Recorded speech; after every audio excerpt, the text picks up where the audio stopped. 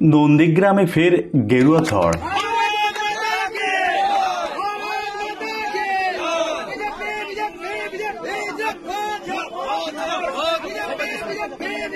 বিধানসভা লোকসভার পর এবার সমবায় ভোটেও শুভেন্দুর কোপে কাঁপল শাসক দল।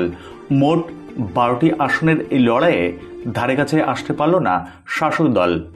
বিস্তারিত দেখুন। লোকসভা ভোটে তমলুক কাঁথি দুই জায়গাতেই উঠেছে গেরুয়া আবির।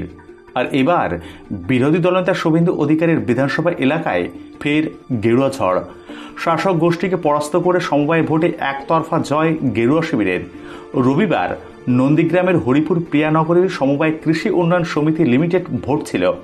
মোট 12টি আসনের লড়াই, তার মধ্যে 11টিতে জয় হয়েছে বিজেপি সমর্থিত প্যানেলের প্রার্থীরা। শাসক দল তৃণমূল সমর্থিত প্যানেলকে সন্তুষ্ট থাকতে হয়েছে মাত্র একটি আসনেই। লোকসভা ভোটে বাংলা থেকে বিজেপির আসন কমলেও পূর্ব মেদিনীপুরের 2 আসনে জয় পেয়েছে পদ্ম শিবির।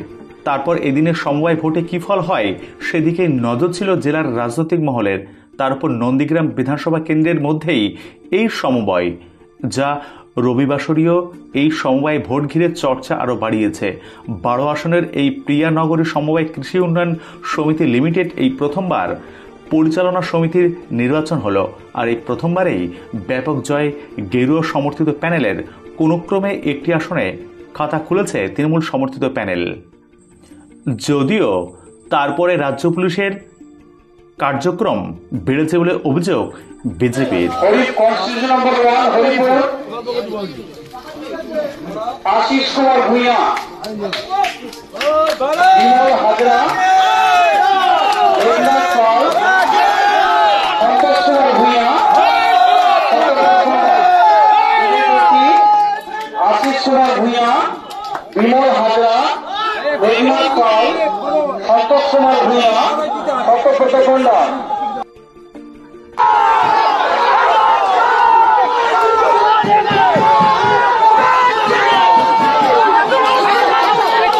তৃণমূল সরকারের অধীনে পুলিশ যে কতটা নিচে নেমে গেছে তার প্রকৃষ্ট উদাহরণ। তো তৃণমূল দ্বারা পরিচালিত, এরা চেয়েছিল যে কোনো উপায়ে তৃণমূলকে এই উপহারটা দেবে, কিন্তু মানুষের রায় সেটা বিজেপিকে সম্পূর্ণভাবে উৎসর্গীকৃত করেছে।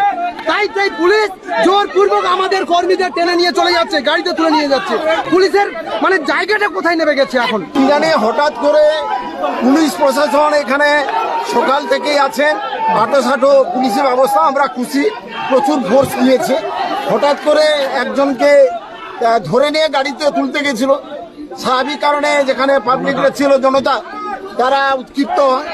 কি কারণে তাকে ধরতে হয়েছে, কেন তুলতে হয়েছে, যদি কাউকে অপরাধ করে থাকে তাকে অ্যারেস্ট করবো অন্য জায়গায়। আজকের এখানে তো তার কোনো জায়গা থাকে।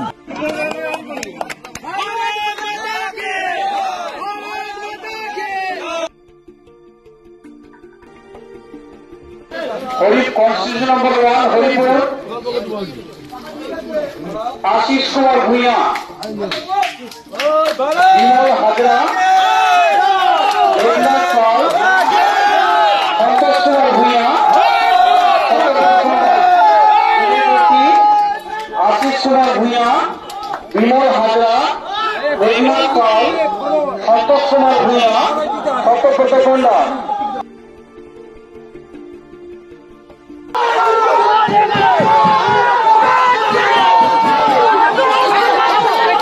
তৃণমূল সরকারের অধীনে পুলিশ যে কতটা নিচে নেমে গেছে তার প্রকৃষ্ট উদাহরণ।